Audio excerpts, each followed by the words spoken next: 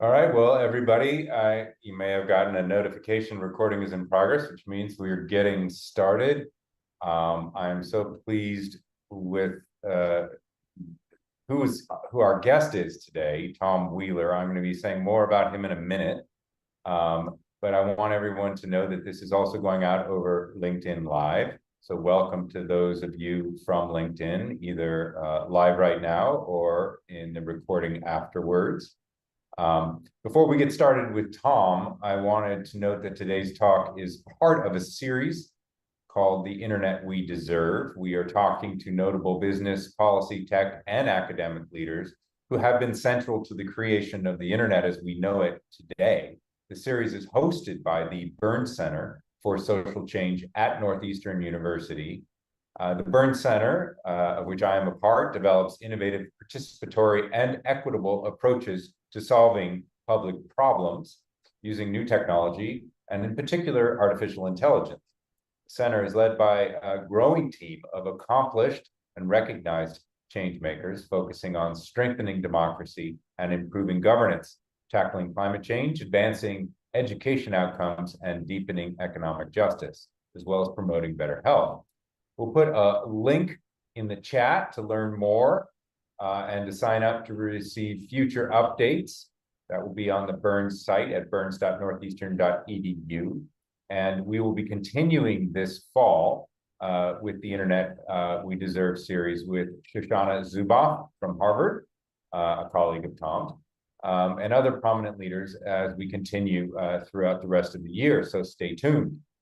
Again, you can ask your questions in the chat, either if you're on the Zoom meeting or in LinkedIn Live, and we'll be monitoring those and working them into the conversation with Tom, who, in conversations prior to this, I have found is more than willing to tackle almost any question that gets thrown his way. So let me tell you about Tom.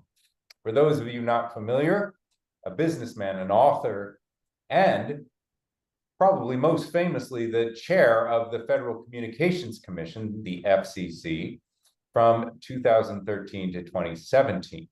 While there, he led efforts that resulted in the adoption of what's known as net neutrality. We're going to get into that. He also led privacy protections for consumers, increased cybersecurity, and was involved in countless other policies. His chairmanship was described as the most productive commission in the history of the agency, which in recent history is not a high bar. But throughout the years, the FCC has been an incredibly important agency for both the internet and media and telecommunications. During the Obama-Biden transition, prior to his chairmanship of the FCC, Tom was in charge of activities overseeing agencies of government dealing with science, technology, space, and the arts. That was during the transition. Prior, as an entrepreneur, he helped or started multiple companies in cable, wireless, and video communications, and he's the only person selected both to the Cable Television Hall of Fame and the Wireless Hall of Fame, which President Obama jokingly said made him the Bo Jackson of telecom. He's currently a visiting fellow in governance studies at Brookings, CEO of the Shiloh Group, a strategy development investment company. And prior to being appointed chairman of the FCC by President Obama, he was the managing director of Core Capital Partners, a VC firm, venture capital, investing in early stage internet protocol-based companies. Hence, my interest in talking with him, because he knows the history of the internet better than most. He also co-founded SmartBrief, the internet's largest curated information service for vertical markets.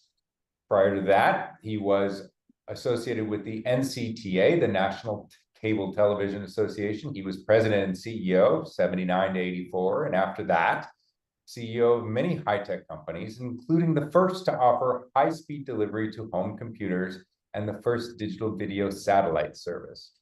He also has served as president and CEO of the Cellular Telecommunications and Internet Association, CTIA.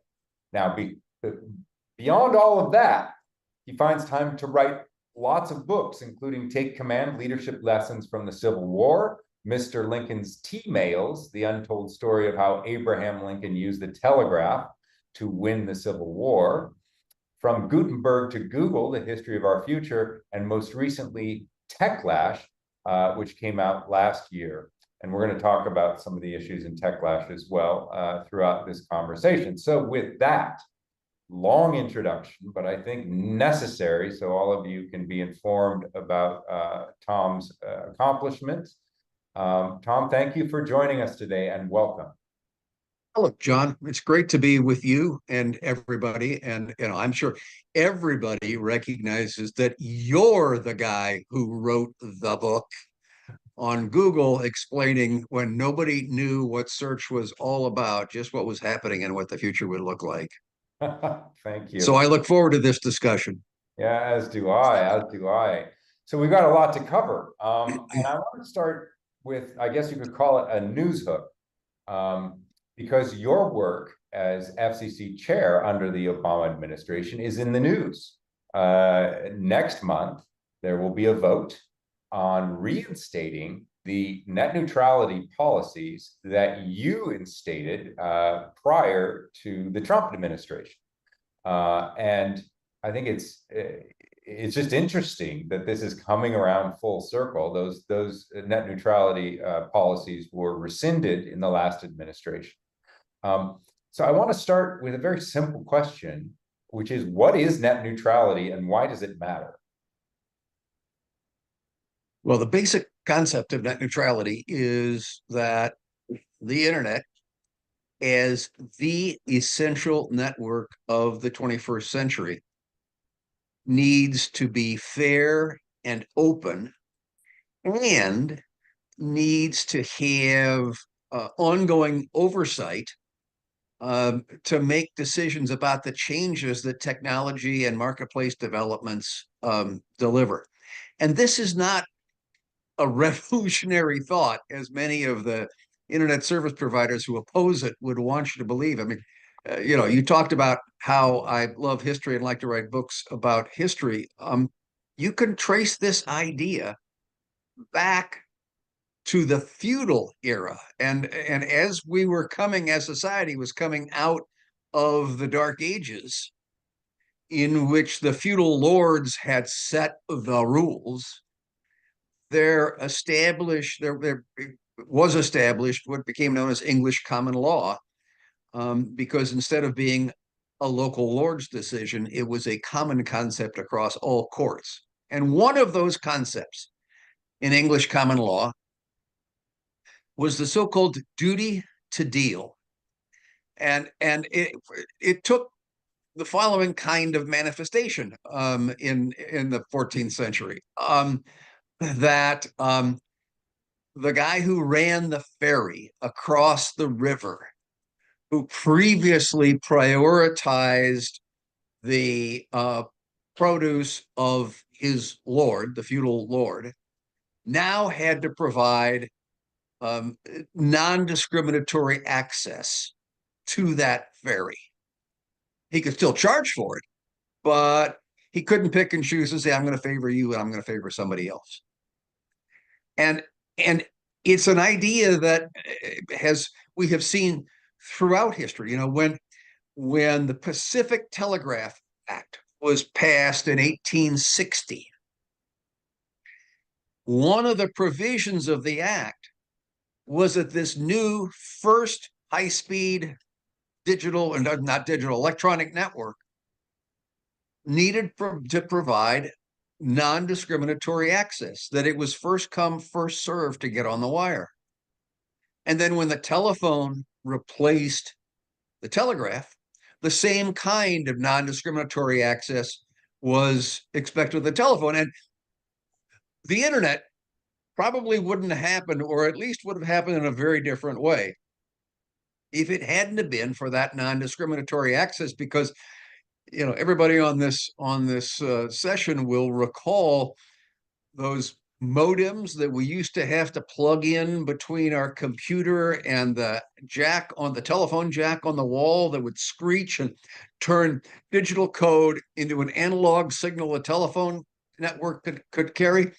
if the telephone network hadn't been required to carry those signals on a non-discriminatory basis, the odds are we would have seen a very different approach to the internet, a much slower rollout. And so what we were trying to do was just continue that tradition.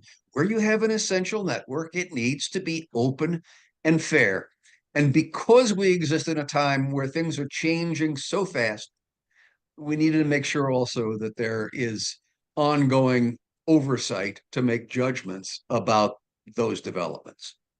Now, I mean, put that way, it certainly seems hard to oppose, but as you noted, there is strong opposition to the idea of net neutrality. There are millions of dollars being spent even today, right now, Right. in the District of Columbia to lobby against the reinstatement of net neutrality policies. Can you, and maybe this is unfair, but you know, you've been on all sides of this debate over the many years of your career. What's the objection? What's the argument that's made to say, no, we don't want neutrality on the network. We want to be able to discriminate against, you know, certain kinds of traffic or packets or so on? Well, there are two principal arguments that the ISPs, the internet service providers, put up. One is that by restricting their activities, you will restrict their ability to make investments in building out broadband, and everybody wants broadband. And there are, you know, there's the U.S. Chamber of Commerce put out a press release not too long ago, bragging that they were going to spend $1 million on an ad campaign, a TV ad campaign against net neutrality. The National Cable Television Association, which you point out I used to head way back when, also is spending similar kinds of funds. And their argument is, you know, we're building out internet for all with federal money, with $40 billion of federal money. But that we won't be encouraged to do this because of these heavy-handed rules. Well, if there ever was a proof of you can bite the hand that feeds you, I guess that's what we're seeing here. But the other argument that they make, and I should back up and say, if you look at the statistics as to capital expenditures by ISPs during the pendency of our net neutrality rule and after it was taken off, they're actually greater when the rule was in place than when it was taken off. But that's the argument you hear. Oh, this is going to hurt investment. The second argument you hear is, we've been good. What are you doing? Why should you do this? Because we've been responsible, which of course overlooks the fact that the reason that net neutrality first raised its head in 2005 was the fact that Comcast was throttling BitTorrent, which was delivering streaming video in competition to Comcast cable service. So they throttled it so that you couldn't get a competitive service, and the FCC stepped in. And there is a history of those kinds of events. And I can certainly understand, you know, as you said, I was in industry for years and years and years. Nobody likes to be regulated. But the fact of the matter is that we're dealing with the most important network of the 21st century, as I said a minute ago. And the thought that that network would be without any oversight is just inconceivable. Yeah. And so hopefully on April 25th, Chairwoman Rosenworcel and the Democratic majority of the FCC, because the Republicans have announced they'll vote against it, we'll be able to pass this on a 3-2 vote. So to get into a few more of the details, I think all of the ISPs and the cable providers, the companies that provide, you know, probably everybody online right now with their connection to the internet, they all claim that they certainly support the idea of neutrality towards traffic, towards packets. They're not going to discriminate on that, but they do take issue with other portions of the net neutrality policies. And there's one that you recently educated me on that I'd love you to unpack, which is called general business conduct. Conducting your business as a common carrier or a regulated body in a just and reasonable manner. And this seems to be broad enough to spark some fear in industry that it might be misinterpreted and over rotated on. Can you tell us what that means, this general business conduct phrasing and just and reasonable manner? So the is a requirement that has again gone back for years, that you have to act in a just and reasonable manner, and somebody needs to be making that kind of a decision, and it's all the more important when you have all the fast moving developmental, both technological and marketplace developments that we have now. Let me give you an example. We all see the headlines about all of the antitrust suits that have been filed against the major platforms, and that and I'm a huge proponent of antitrust enforcement. But the difficulty with antitrust enforcement is that it is targeted to an action in a company and takes years before you get a solution. And really what you need to have is the ability to make decisions as developments occur, rather than waiting for the ill effects and then trying to recapture what existed before. I keep referring to it as the digital Maginot Line. Remember the Maginot Line that France built to protect itself after the First World War? And the Germans went right around it using a new technology. We don't want to have fixed emplacements. We don't want to have fixed rules. We want to have rules that are agile, just like the behavior of the companies is agile, and technology provides agile situations. I think I told you, John, about the story of a unnamed ISP CEO who came to see me at one point in time and was unhappy, to say the least, with this concept that we would put into the rule that they had to be acting in a just and reasonable manner, and that future FCCs were empowered to make that decision. And he says to me, I'll never forget it. We're sitting in my office at the FCC, and he says, "Well, you know, Tom," he says, "I have confidence in you, and I'm sure that you would never do anything unwise in this power, with this power. But I worry about the people who are going to follow you." And I turned to him and I said, "Well, you know, blank, his name, I feel the same way." And he looks at me.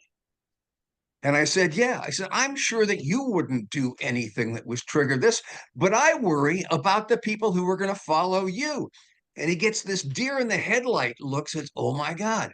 And that was what we were trying to put in place. I mean, one of the precepts in my most recent book, Techlash, Who Makes the Rules in the Digital Gilded Age, is that in the industrial era, we created regulatory oversight structures that were patterned after industrial management, which was rigid, sclerotic, rules-based. And so we're surprised when we see a federal government that is a bureaucratic, rules-based structure. We need now to follow the same kind of management practices that we see the digital companies doing? How do we look at risk management? How do we create an agile environment and have the ability to respond as situations change? And that's what we are trying to do. And that's what hopefully the FCC will enact later on the 25th of April, insofar as putting a general conduct rule in place. Right. Uh, you know, one other thing that I noticed in reading the proposed rulemaking is that there is an allowance for the FCC to regulate rates. And I can only imagine that strikes terror in their hearts, because beyond general, business conduct, right. Rate regulation is always very fraught. And I imagine that might be fueling those multi-million-dollar ad campaigns. Is that what they're really concerned about? It's fascinating. You never see that in their multi-million-dollar ad campaign. So, nobody's really, I think going to come out with a lobbying stance that says, hey, we don't like this because we want to be able to raise your rates. But I think so. So I can't tell you how Chairwoman Rosenworcel is making her decisions, but I can tell you how I made a decision on this, and that was that we decided that we would keep rate regulation in. So let me back up. So net neutrality is really about making ISPs, common carriers, subject to Title II of the Communications Act.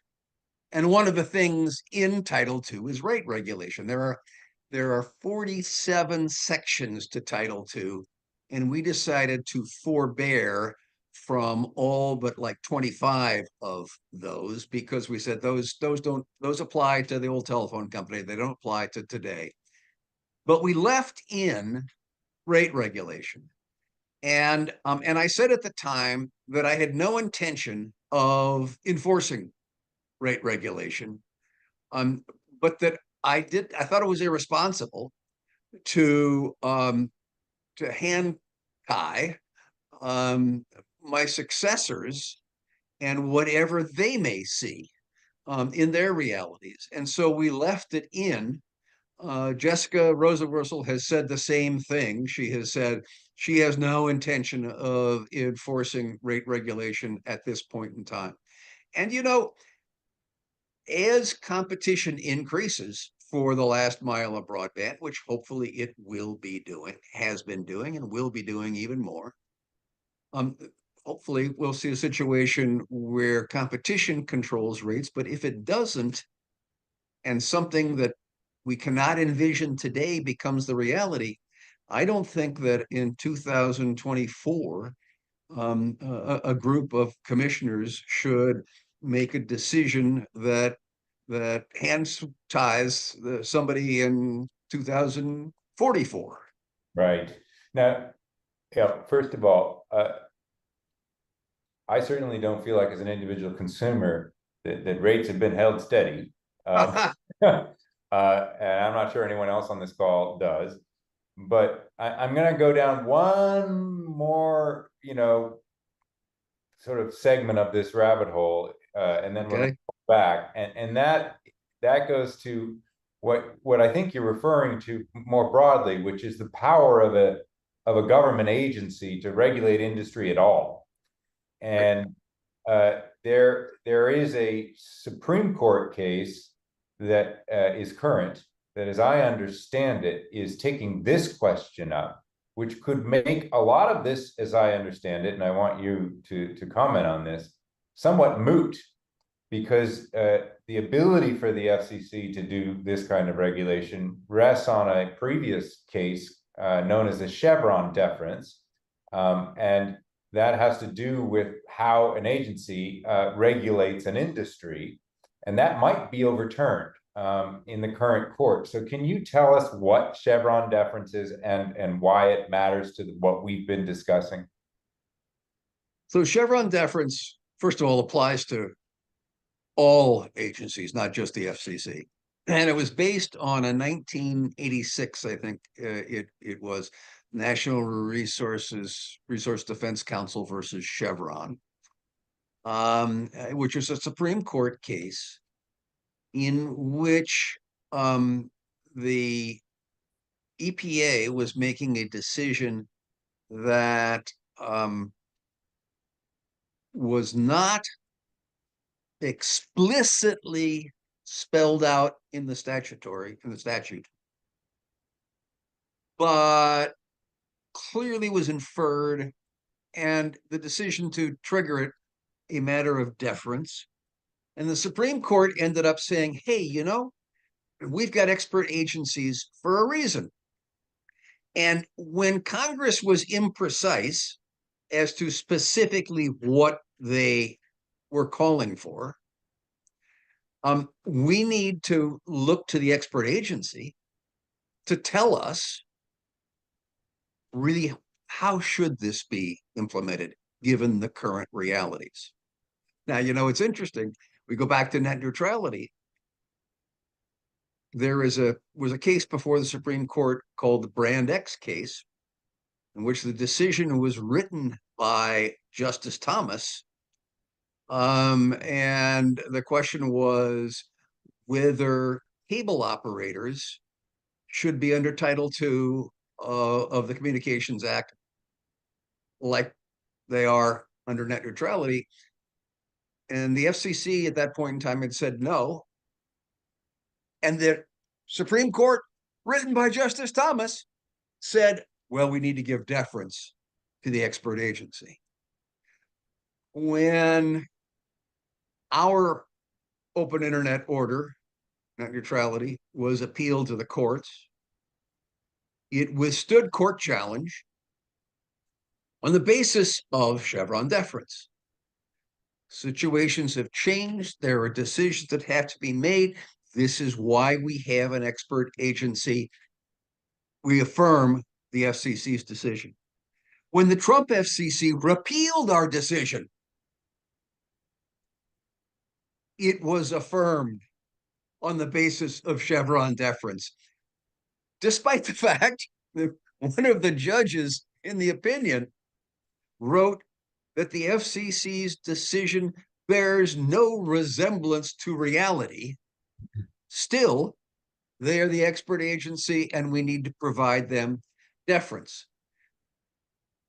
This whole thing has become a Federalist Society issue, this part of the deep state, and these bureaucrats who are making these decisions, and therefore they have brought to the Supreme Court this case, which will decide what's the future of Chevron deference, and it has the potential to literally cripple administrative decisions because I mean, I have sat in the room multiple times over the years as Congress has put together a piece of legislation, and the number of times I have heard them say, well, let's just send this to the agency to decide, rather than having to make the tough decisions themselves, is legion. The number of times I've heard that is legion. And if we deny the fact that there are people who wake up in the morning and think nothing but this particular issue and their expertise ought to be listened to, subject to their own reasonableness, then we're in trouble. And so I'm very fearful about what the court will do. Yeah, okay, so let's pull back out, and I want to ask you about a few other things related, I believe, but let's pull back to a topic that the Burns Center has spent a fair amount of time on the past few years, and has other lecture series, which I encourage everyone to check out, around the impact of artificial intelligence. So the current administration has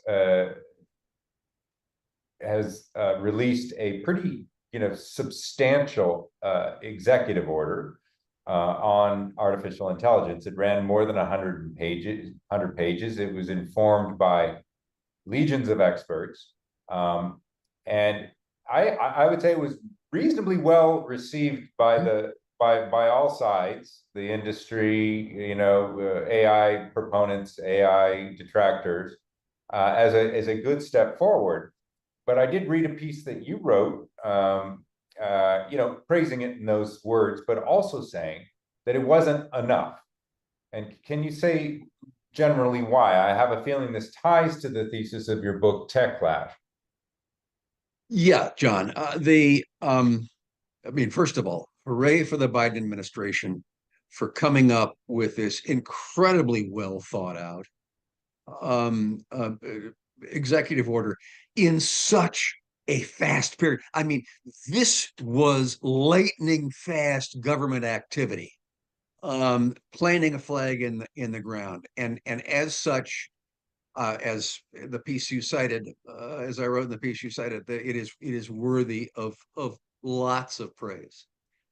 However, the president, when he rolled it out, said, and Congress needs to act and pass AI legislation because what he was able to do was limited. And there are like 150 different recommendations in there, but only a handful of them have any enforcement teeth. And that is because he tied them to the Defense Production, a Korean War era statute that gives the president authority to act in matters of national and economic security. Right.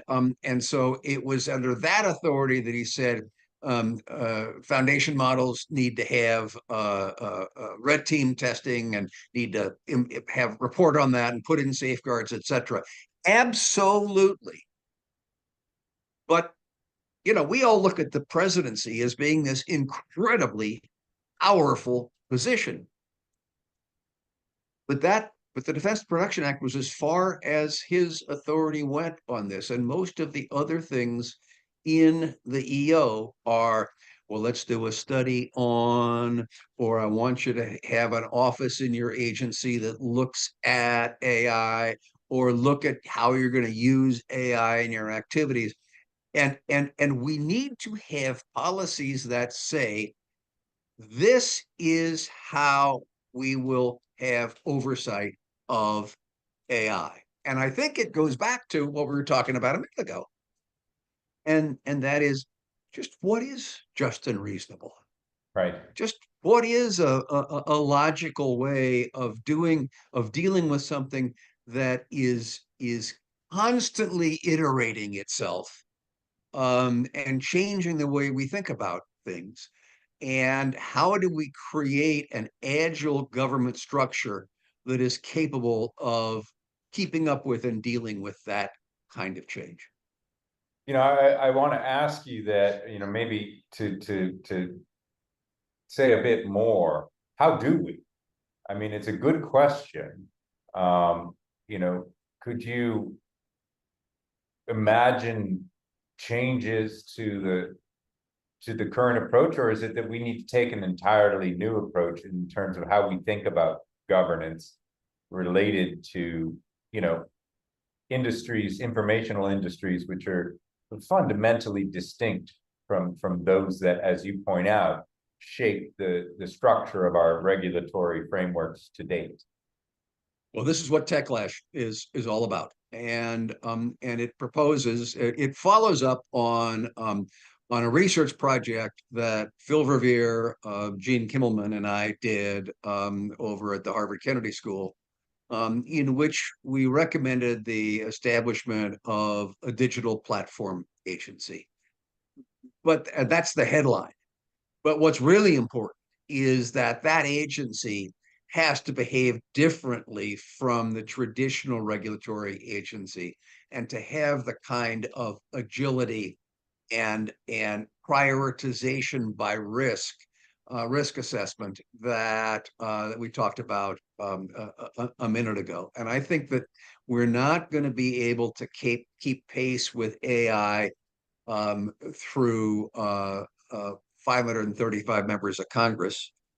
And there needs to be some kind of a structure that operates differently from existing agencies, and has the agility to deal with things and address this just and reasonable question again. And let me be real clear on one other point, that this is not to say something untoward about the Federal Trade Commission or the FCC or other agencies that are out there right now trying to figure out, how do I deal with AI?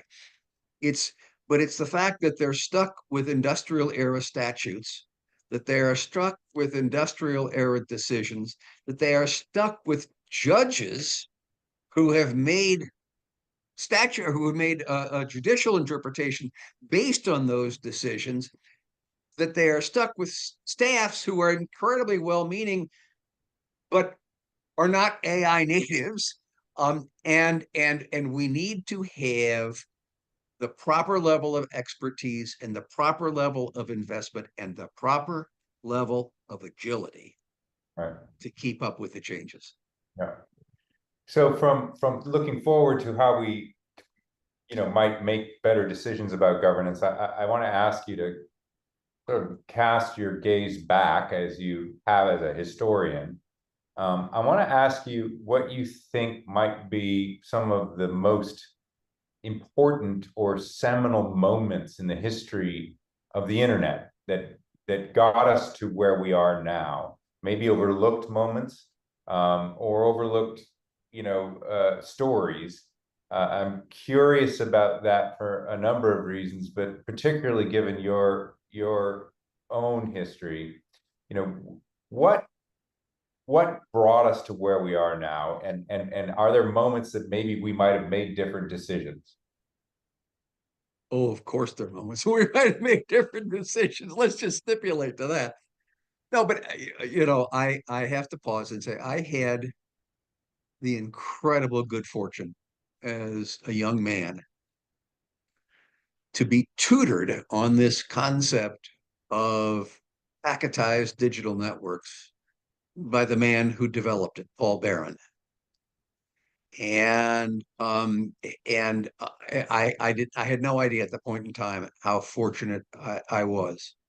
But if you want to talk about seminal events, it was Paul Barron's extrapolation that instead of having centralized networks that were exposed to enemy attack, that then could take down our ability to have a response to attack, we needed to have this fishnet-like with digital packetized network.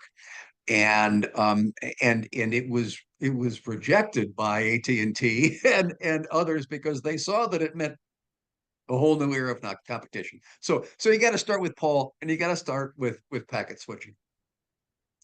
But then you go on. We talked a minute ago about how there wouldn't have been the internet as we know it if telephone companies hadn't been forced to carry it. Right. We had a situation where transistors and the invention of the transistor and the silicon microchip, which powers everything that we do on the internet, was released to the public because of the fact that in 1956, AT&T signed a consent decree with the Justice Department in which they said that they would make available the patents, publicly available, the patents that Bell Labs had developed. And a guy by the name of William Shockley at Bell Labs won the Nobel Prize for developing the transistor, which is at the heart of a microprocessor, but it was held captive by the Bell system. And suddenly it was open, and no less a figure than Andy Grove, who was one of the co-founders of Intel, said we couldn't have done it unless we had had access to that intellectual property, which was broken loose by the federal government. And then we go to the fact that the early internet was paid for by DARPA. We go to the fact that TCP/IP, that Vint Cerf and Bob Kahn developed, was paid for the NSF, and you can just go on and on and on and on with these. There was no immaculate conception of the internet and what we know today. And the other thing that is important is you'll notice throughout that entire timeline, and we can keep going throughout that entire timeline, each one of those activities was made possible by an action by the federal government and federal taxpayers. And the fact that we get to a point where it is now, as you chronicle in your book about Google, it is now in such a strong position that you can turn around and say to government, go away. No, you can't. We got here because of government action. We need to have rules that are set not on the basis of what is best for me, but what is best for us. And that's how we got to this point. That's how we should continue. And that's the basis of what net neutrality is all about. Yeah, I think you just tied it all together very well. And by the way, I want to remind the audience, please put some questions in on the side if you have them, as we'll get to them shortly. But, you've worked at the intersection of government and industry and, cutting edge technology for most of your career. And I'm curious, as you survey the landscape right now, if it feels different, if it feels like perhaps we are losing our belief and or our will to create government that we trust and that we understand can enable through organizations like the NSF or the DoD or the various agencies that the antitrust that sort of unleashed the internet. They were like, okay, great, we're glad that happened, but we don't need it anymore. There seems to be a general sensibility that government has outlived its usefulness, and now we trust captains of industry more than we do our collective instrument of governance. Is that just me being a little bit naive, or do you think that something's changing in the air as it relates to the role of government and whether we're going to allow government to be the sort of executor of our collective will? Oh, John, you just, pricked a hot topic with me. For the last 40 years, we have been fed the line that, one of the greatest lies is I'm from the government and I'm here to help you. And the government is the problem, not the solution. Well, that dates to Reagan. That's why it's back 40 years. I wrote a book on Lincoln, as you know, and one of Lincoln's great expressions that I found very relevant to today is the job of government is to do for people what they cannot do for themselves. And that, and in this environment, what is shocking to me is that for the first time in American history, we have not stepped up to the impact of a new technology, a major new technology on the American people. And Techlash is the story of what we did in the industrial era to deal with the abuses that accompanied the great things that happened and the wonderful products and the reduction in prices and the creation of jobs and all the great things that happened in the industrial era. And we stepped up to them. And we said there need to be guardrails. And we have failed to take that step in the digital revolution. Except that there is one other thing that complicates that reality for us today. And that is the fact that we used to be the world leaders in policy development for new technologies. And our failure to act has allowed other governments to make those decisions. And those decisions, because we are talking about an interconnected market, those decisions end up having impacts over here Right. on our consumers and on our companies. And so not only have we failed ourselves, but we have failed to lead the world. And as a result, are going to see the rules being made by somebody else. Yeah. Well, and one of the first questions to pop in here, I noticed, is a great related question. Because one of the most aggressive, and I'm going to set aside, not that we can't come back to it in the limited time we have, but I'm going to set aside sort of the Chinese internet or the Russian internet, but in markets where we are, free and fair trading partners, if you will, unfettered, such as Europe. Europe has been a leader, not that we all agree with how they've led, but a leader. They have filled the vacuum. The EU in particular has filled the vacuum of regulatory framework for the internet.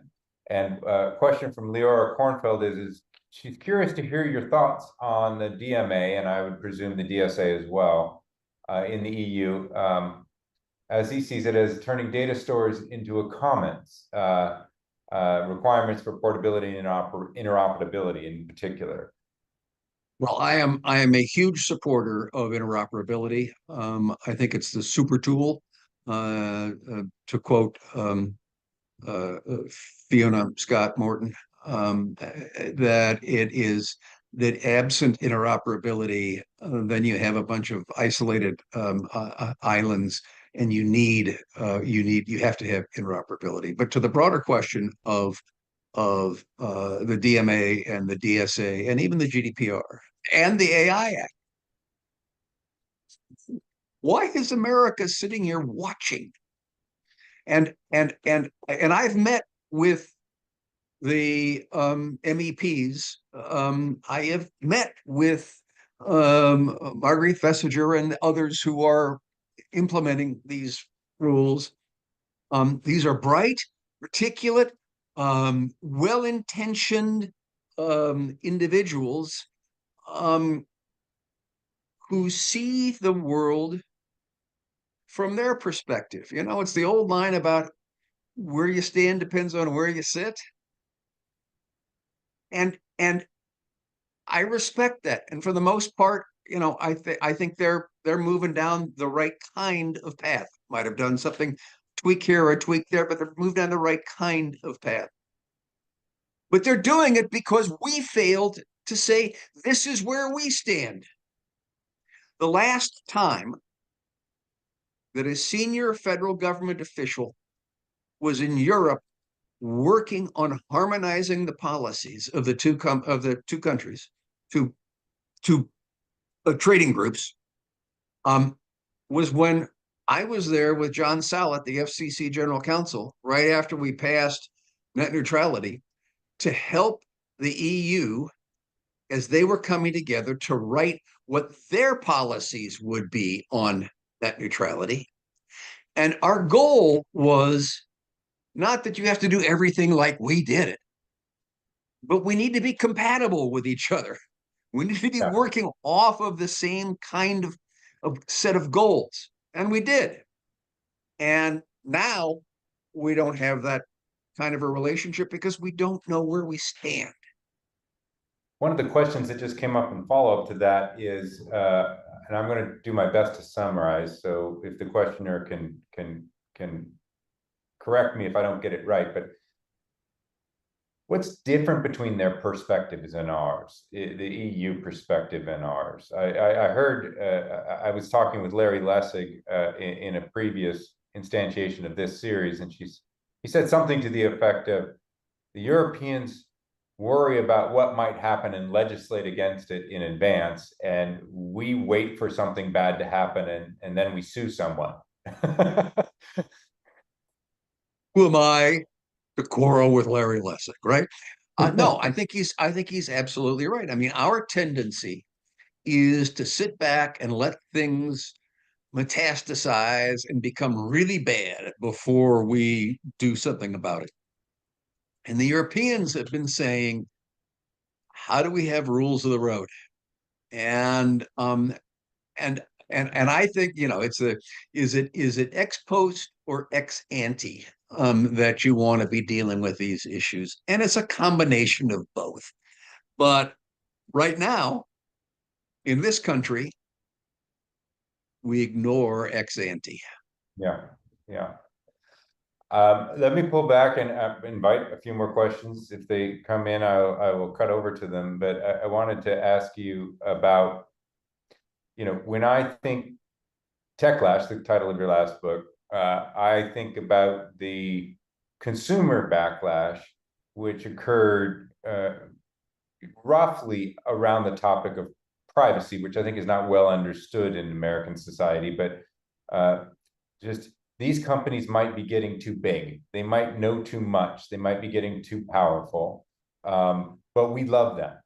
They're very convenient. They do so much for us. They don't charge us for that we understand as, you know, the Google is free, Facebook is free, Apple makes a great product, so on and so forth.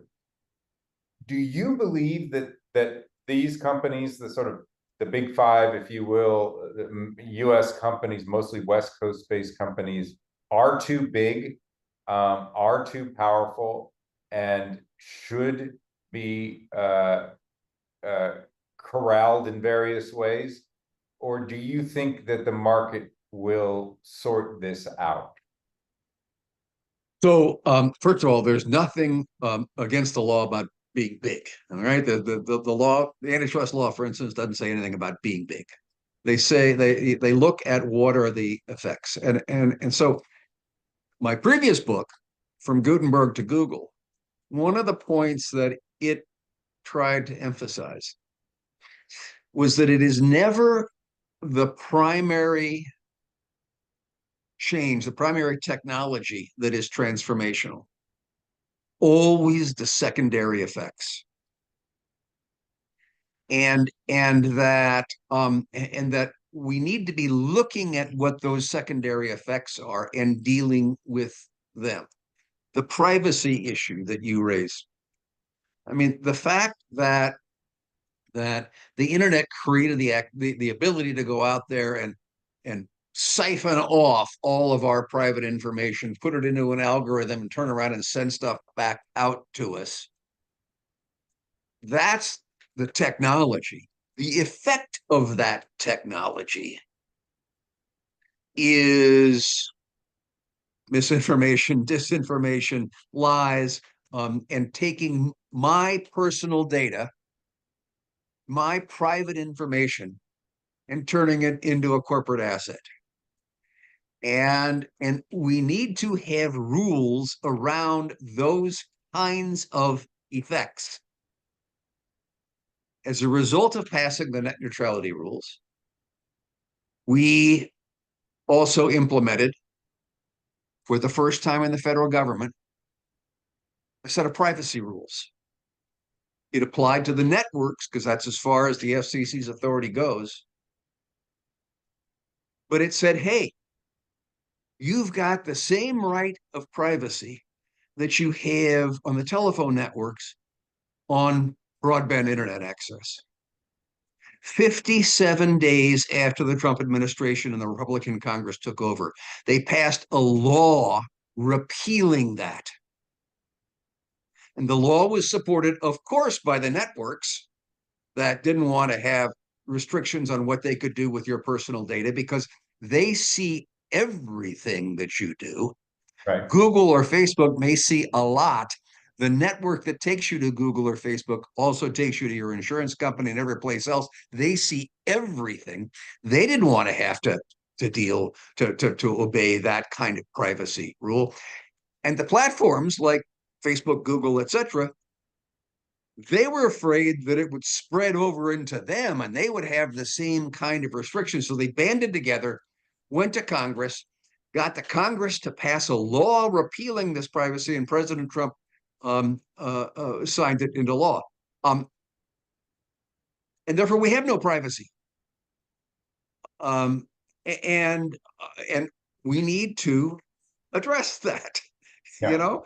And again, back to Europe. Europe did the GDPR. God bless them for the GDPR. The GDPR has lots of problems with it, but at the same point in time, at least somebody did something, and we have been afraid to do that.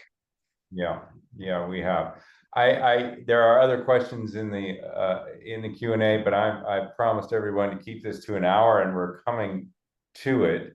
And so I want to take this time to just thank you.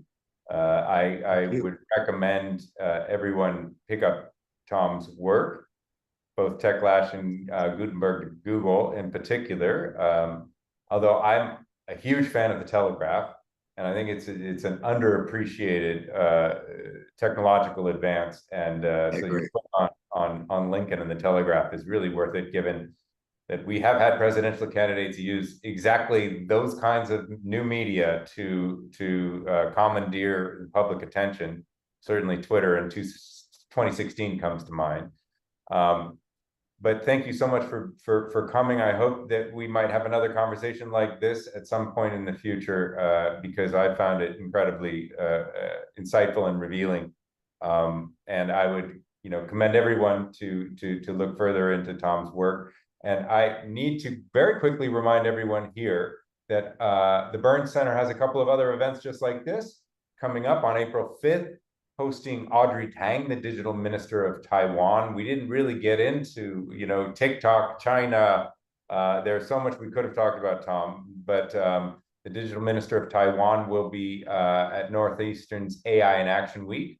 So look to the Burns Center site for more on that. And on the 11th of April, Rebooting Democracy in the Age of AI, the lecture series I referenced before, continues with a discussion on AI and participatory planning with Urbanist AI, hosted in partnership with the School of Architecture, in person at the Center for Design at Northeastern. So please check that out at burns.northeastern.edu. And with that, thank you everyone live with us on LinkedIn and on Zoom. And thank you, Tom Wheeler. That was a great conversation. And thank you to everyone who's listening asynchronously. We look forward to your comments and emails as well. Thank you, John. It's been a privilege to be with you all.